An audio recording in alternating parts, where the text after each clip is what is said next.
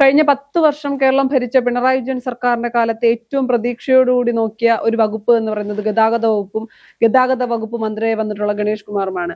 KSRTC നഷ്ടത്തിലേക്ക് വിടില്ല, KSRTCയിൽ വലിയ മാറ്റങ്ങൾ കൊണ്ടുവരുമെന്ന് സാധാരണക്കാരായ ജനങ്ങൾ പോലും പ്രതീക്ഷിച്ചു. ശമ്പളം നൽകുന്നതും പെൻഷൻ നൽകുന്നതും വലിയ രീതിയിൽ കൊട്ടിഘോഷിച്ചുകൊണ്ടാണ് ആ ഒരു സർക്കാർ മുന്നോട്ട് പോയത്.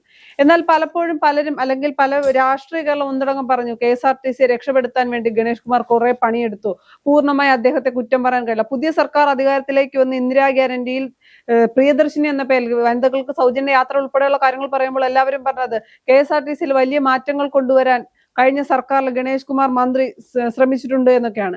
ഇപ്പൊ ഏറ്റവും പുതിയതായി വരുന്നത് KSRTC ബസ് വാങ്ങിയതിൽ പോലും തട്ടിപ്പുണ്ടായിരുന്നു. നമുക്കറിയാം, അതിനു മുൻപ് തന്നെ ആന്റണി രാജുവുമായി ബന്ധപ്പെട്ട് KSRTC സ്വിഫ്റ്റ് ബസ്സുകളുടെ കാര്യത്തിലൊക്കെ വലിയ വിവാദം ഉണ്ടാവുകയും അത് ഒരേ സഭയിൽ തന്നെ ഗണേഷ് കുമാറാണ് അത് അവതരിപ്പിക്കുകയൊക്കെ ചെയ്തത്. അപ്പൊ അത്തരം ആരോപണങ്ങളൊക്കെ നിൽക്കുമ്പോൾ ഇപ്പൊ പുതിയതായി വരുന്നു KSRTC ബസ്സുമായി ബന്ധപ്പെട്ട് അല്ലെങ്കിൽ ബസ് വാങ്ങി ഒരേ ദിവസം വാങ്ങിയ ബസ്സുകൾ പോലും വിലയിൽ വലിയ വ്യത്യാസമെന്ന് ചിരിച്ചുകൊണ്ട് ഗണേഷ് കുമാർ കേരളത്തിലെ ജനങ്ങളെ വിഡ്ഢികളാക്കുകയായിരുന്നു.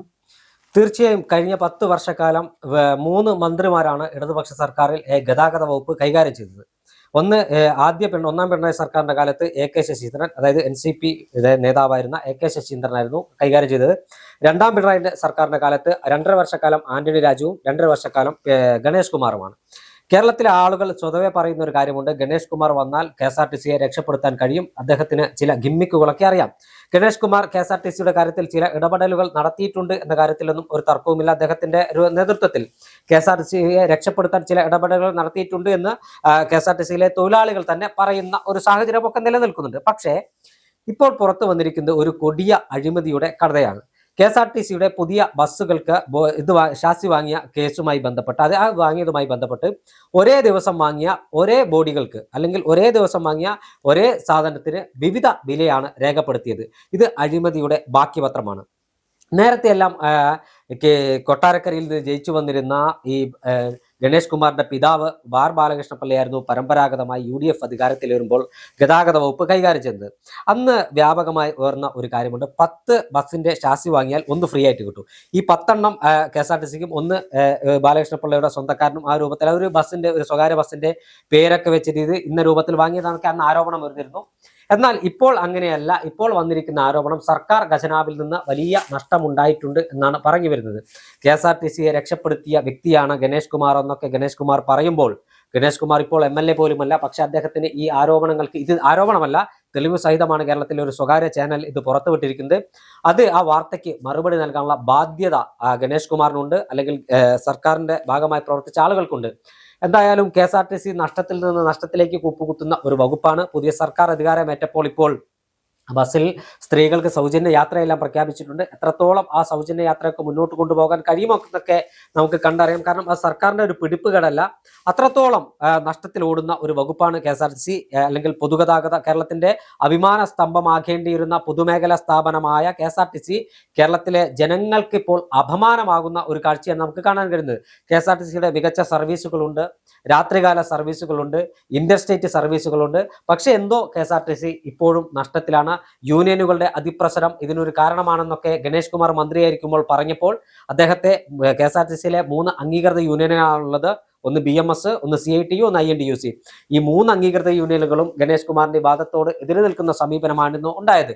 പക്ഷേ ഇപ്പോഴത്തെ സാഹചര്യത്തിൽ KSRTCയിൽ നടന്ന ഈ പകൽ കൊള്ളക്കെതിരിൽ വിഷയത്തിൽ പുതിയ മന്ത്രിസഭ, പുതിയ വകുപ്പ് മന്ത്രി CP ജോൺ ഈ വിഷയത്തിൽ എന്ത് നിലപാട് സ്വീകരിക്കും, പുതിയ മന്ത്രിസഭ ഈ വിഷയത്തിൽ എന്ത് നിലപാട് സ്വീകരിക്കുമൊക്കെ നമുക്ക് കണ്ടറിയേണ്ടതാണ്. ഇതുമായി ബന്ധപ്പെട്ട അന്വേഷണത്തിന് പുതിയ മന്ത്രിസഭ തയ്യാറാകുമോ, അല്ലെങ്കിൽ ഇതുമായി ബന്ധപ്പെട്ട കൂടുതൽ വിശദാംശങ്ങൾ പുറത്തു വരുമ്പോൾ കള്ളൻ കപ്പലിൽ തന്നെയുണ്ടോ, അതായത് മന്ത്രിസഭയിൽ ആളുകൾ അറിഞ്ഞിട്ടുകൊണ്ട് തന്നെയാണോ ഈ കളവ് നടത്തിയതെന്നൊക്കെ അന്വേഷണത്തിലൂടെ പുറത്തു വരേണ്ട കാര്യമാണ്.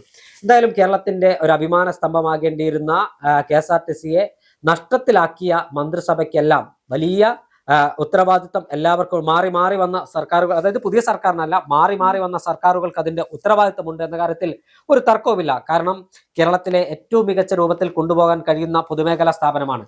ഇപ്പോൾ നമുക്കറിയാം, ബാംഗ്ലൂരുവിലേക്കും മംഗലാപുരത്തേക്കും മൈസൂരിലേക്കും ചെന്നൈയിലേക്കും കോയമ്പത്തൂരിലേക്കും അടക്കം ഹൈദരാബാദിലേക്കും അടക്കം സർവീസ് നടത്തുന്ന സ്വകാര്യ ബസ്സുകൾ ലാഭത്തിൽ നിന്ന് ലാഭത്തിലേക്ക് മുന്നോട്ട് പോവുകയാണ്. ഒരു ബസ്സിൽ സർവീസ് തുടങ്ങിയ കേരളത്തിന്റെ ഈ മേഖല കൈകാര്യം ചെയ്യുന്ന സ്വകാര്യ ബസ്സുകളുണ്ട്. അതുമാത്രമല്ല കാസർഗോഡ് നിന്ന് തിരുവനന്തപുരത്തേക്ക്, പയ്യന്നൂരിൽ നിന്ന് എറണാകുളത്തേക്ക്, തിരുവനന്തപുരത്തേക്ക് ഇത്തരത്തിൽ നിരവധിയായ സർവീസുകളുണ്ട്. മൂന്നാർ, കണ്ണൂർ, കൊന്നക്കാട് പോലെയുള്ള ഉൾഗ്രാമങ്ങളിലേക്കൊക്കെ സർവീസ് പ്രൈവറ്റ് ബസ്സുകളുടെ ആ ബസ്സുകളെല്ലാം ലാഭത്തിലാണ്. പക്ഷേ ഇതേ റൂട്ടിലേക്ക് മൈസൂരിലേക്ക് KSRTCയുടെ സർവീസ് ഉണ്ട്, ബംഗളൂരുവിലേക്കുണ്ട്, ചെന്നൈയിലേക്കുണ്ട്, മംഗലാപുരത്തേക്കുണ്ട്, കോയമ്പത്തൂരിലേക്കുണ്ട്. രാത്രികാല സർവീസുകൾ ഇതേ പറയുന്ന കാസർകോട്ടേക്കുണ്ട്, കൊന്നക്കാട്ടേക്കുണ്ട്, മാനന്തവാടിയിലേക്കുണ്ട്, എല്ലാ സർവീസുകളും. പക്ഷേ പ്രൈവറ്റ് ബസ്സുകൾ ലാഭത്തിലോടുമ്പോൾ ഈ KSRTC ബസ്സുകൾ നഷ്ടത്തിലോടുകയാണ്. ഈ പ്രൈവറ്റ് ബസ്സുകൾ, ഒരു ബസ്സിൽ തുടങ്ങിയ ആളുകൾ ഇന്ന് 4-5 ബസ് വാങ്ങി സർവീസ് നടത്തുന്ന ആളുകളെ എനിക്ക് വ്യക്തിപരമായും അറിയാം. അത്തരത്തിൽ ഒരു ബസ്സിൽ തുടങ്ങിയ ആളുകൾ ഇന്ന് 4-5-6 നഷ്ടത്തിലോടുന്ന ബസ് സർവീസുകൾ. ഒരിക്കലും അവൻ രണ്ടാമതൊരു ബസ് വാങ്ങാൻ വിലയില്ല. ആ ബസ്സിലൊന്നും ടിക്കറ്റ് കിട്ടാത്ത, വീക്കെൻഡിൽ ബംഗളൂരുവിൽ നിന്ന് കോഴിക്കോട്ടേക്ക് ടിക്കറ്റ് കിട്ടാതെ ബസ്സുകളുണ്ട്. ആ ബസ്സുകൾ ടിക്കറ്റ് കിട്ടുന്ന MLA കൊണ്ട് വരെ വിളിപ്പിക്കേണ്ട സാഹചര്യമുള്ള ബസ് സർവീസുകൾ ഇന്ന് സർവീസാണ്. പക്ഷേ KSRTC എന്തുകൊണ്ടോ ഇന്നും പഴയ ബസ്സുകളാണ് സർവീസിന് ഉപയോഗിക്കുന്നത്. മൈസൂരിലേക്കും ബംഗളൂരുവിലേക്കും ഒക്കെ സർവീസ് നടത്തുന്ന ബസ്സുകളിൽ 12-15 മണിക്കൂർ ഇരിക്കേണ്ട ആളുകൾക്ക് ആ ബസ്സിന്റെ അവസ്ഥ അതിദയനീയമാണ്. പക്ഷെ പുതിയ ഏറ്റവും നൂതന സൗകര്യമുള്ള ബസ്സുകളാണ് സ്വകാര്യ ബസ്സുകൾ സർവീസ് നടത്തുന്നത്. ആ കാലാനുസൃതമായ ഒരു പരിഷ്കാരം KSRTCയിൽ ഉണ്ടായില്ല. പുതിയ ബസ്സുകൾ ഗണേഷ് കുമാറിന്റെ അവസാന കാലത്താണ് സൂപ്പർ ഫാസ്റ്റ് പ്രീമിയം എന്ന പേരിൽ ഒരു ബസ് വാങ്ങിയത്. ആ സൂപ്പർ ഫാസ്റ്റ് പ്രീമിയം ബസ്സിൽ സഞ്ചരിക്കാൻ, അതായത് ആ ബസ്സിൽ ഒരു 3 മണിക്കൂർ യാത്രയ്ക്കൊക്കെ ഉതകുന്ന തരത്തിലുള്ള ബസ്സാണ്. ആ സൂപ്പർ ഫാസ്റ്റ് പ്രീമിയം ബസ്സാണ് തിരുവനന്തപുരത്ത് നിന്ന് കോഴിക്കോട്ടേക്കും കണ്ണൂരിൽ നിന്ന് ഒരു ഏകദേശം 16-17 മണിക്കൂർ സർവീസ് നടത്തുന്ന മധുരയിലേക്കും ഓടുന്ന KSRTC സൂപ്പർ ഫാസ്റ്റ് പ്രീമിയത്തിൽ ഒരാൾക്ക് ഇരിക്കാൻ കഴിയാത്ത സാഹചര്യമാണ്. അത്തരം ബസ്സുകളൊക്കെയാണ് വാങ്ങിയിട്ട് അഴിമതി നടത്തിയത്. ആ സാഹചര്യത്തിൽ ഒരു പുതിയ നല്ല രൂപത്തിലുള്ള ബോഡിയുള്ള ബസ്സുകളാണ് വാങ്ങിയിരുന്നെങ്കിൽ ആ സർവീസ് ലാഭകരമാക്കാമായിരുന്നു. എന്നിട്ടും ഈ മധുര സർവീസൊക്കെ ടിക്കറ്റ് കിട്ടാത്ത സാഹചര്യമാണുള്ളത്. അവിടെയാണ് പുതിയ ഗതാഗത മന്ത്രിയിലും പുതിയ മന്ത്രിസഭയിലും കേരളത്തിലെ ജനങ്ങൾ പ്രതീക്ഷ അർപ്പിക്കുന്നത്. വേളാങ്കണ്ണി സർവീസ് ഉണ്ട്, ചങ്ങനാശ്ശേരി വേളാങ്കണ്ണി KSRTCയുടെ സർവീസ് ഉണ്ട്. ആ സർവീസ് ഏറ്റവും ലാഭകരമായ സർവീസാണ്. ആ സർവീസിനൊക്കെ പുത്തൻ വണ്ടികൾ ഉപയോഗപ്പെടുത്തിയാൽ ആ സർവീസ് ആളുകൾ പറയുന്നതാണ് സർവീസ് നിർത്തലാക്കരുത്. ആ സർവീസ്, ആ ബസ്സിൽ പഴയ ബസ് മാറ്റിയിട്ട് അവർ സ്വിഫ്റ്റിന്റെ ഒരു പുതിയ ബസ്സായിരുന്നു സർവീസിന് ഉപയോഗിച്ചത്. ആ ബസ് വേണ്ട, ഞങ്ങൾക്ക് പഴയ ബസ് തന്നെ മതി എന്ന് ആളുകൾ പറയുന്ന സാഹചര്യം. അതുകൊണ്ട് ഇത്തരം പുതിയ ബസ്സുകൾ വാങ്ങിയത്, സൂപ്പർ ഫാസ്റ്റ് പ്രീമിയം പോലെയുള്ള ബസ്സുകൾ വാങ്ങിയത് അഴിമതി നടത്താനാണോ എന്ന ചോദ്യത്തിന് ഉത്തരം കണ്ടെത്തേണ്ടത് പുതിയ സർക്കാർ അല്ലേ? തീർച്ചയായും പുതിയ സർക്കാരിന് ഒരു ഉത്തരവാദിത്വം കൂടി, KSRTCയുടെ വിഷയത്തിൽ കൂടുതൽ ഒരു ഉത്തരവാദിത്വം കൂടി കിട്ടിയെന്ന് വേണം പറയാൻ. കഴിഞ്ഞ ദിവസം തന്നെ CP ജോൺ, ഗതാഗത വകുപ്പ് മന്ത്രി പറയുന്നുണ്ടായിരുന്നു, ഒരു ധവളപത്രം KSRTCക്ക് വേണ്ടി ഗതാഗത വകുപ്പ് ഒരു ധവളപത്രം സഭയിൽ വെക്കും 2 മാസത്തിനുള്ളിൽ. അതിന് കാരണമായി അദ്ദേഹം പറയുന്നത്, KSRTC സർവീസ് തുടങ്ങിയ കാലം മുതൽ ഇന്നലെ അല്ലെങ്കിൽ കഴിഞ്ഞ സർക്കാർ ഇറങ്ങുന്നിടം വരെ എന്താണ് KSRTCക്ക് ഉണ്ടായത്. അപ്പോൾ സ്വാഭാവികമായും അതിലെ കണക്കൊക്കെ പെടാനുള്ള സാധ്യതയുണ്ട്. പുതിയ ബസ് വാങ്ങിയതിലുള്ള കണക്ക്, തിരുവനന്തപുരം സിറ്റിയിൽ ഓടുന്ന സിറ്റി ബസ്സുകളുടെ കണക്ക്, അപ്പൊ അത് സ്വിഫ്റ്റ് ബസ്സുമായി ബന്ധപ്പെട്ട് വലിയ ആരോപണമാണ് അന്ന് ഗണേഷ് കുമാർ തന്നെ മന്ത്രിസഭയിലേക്ക് വരുമ്പോൾ.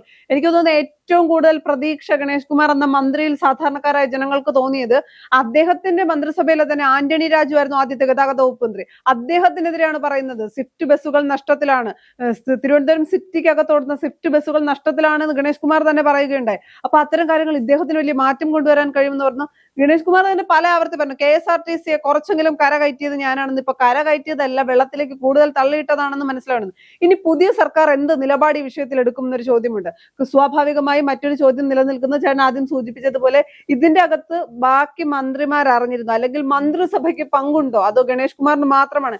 എനിക്ക് തോന്നുന്നില്ല ഗണേഷ് കുമാർ ഒരാളുടെ അറിവോട് അല്ലെങ്കിൽ മറ്റാരുടെയും അറിവില്ലാതെ ഇത്ര എളുപ്പം നടക്കും എന്നുള്ള കാര്യം അറിയില്ല.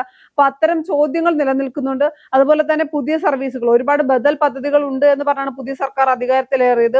കഴിഞ്ഞ ദിവസം CP ജോൺ കുറച്ച് കാര്യങ്ങൾ പറഞ്ഞിരുന്നു. നിങ്ങൾക്ക് ആർക്കെങ്കിലും ഏതെങ്കിലും ഒരു കമ്പനിക്കോ മാധ്യമ സ്ഥാപനത്തിനോ ഏതെങ്കിലും തരത്തിലുള്ള സ്പോൺസർ ചെയ്യാൻ താല്പര്യമുണ്ടെങ്കിൽ നിങ്ങൾക്ക് ബസ് സ്പോൺസർ ചെയ്യാവുന്നതാണ്. അതിൽ നിങ്ങളുടെ പരസ്യം നൽകാം. എത്ര കാലമാണോ നിങ്ങൾ ഈ ബസ് സ്പോൺസർ ചെയ്യുന്നത് അത്രയും കാലം നിങ്ങൾക്ക് പരസ്യങ്ങൾ നൽകാമെന്നൊരു ഓപ്ഷൻ വെക്കുന്നുണ്ട്.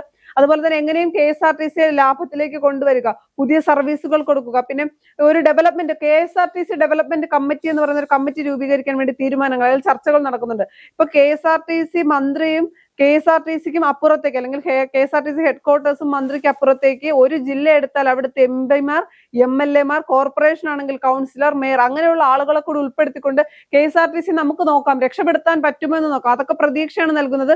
പക്ഷെ മറുവശത്ത് ഒരു ചോദ്യമുണ്ട്. കഴിഞ്ഞ സർക്കാരിൽ ഗണേഷ് കുമാർ എന്ന മന്ത്രി ഇതിലേറെ പ്രതീക്ഷകൾ നൽകിയതാണ് കേരളത്തിന്.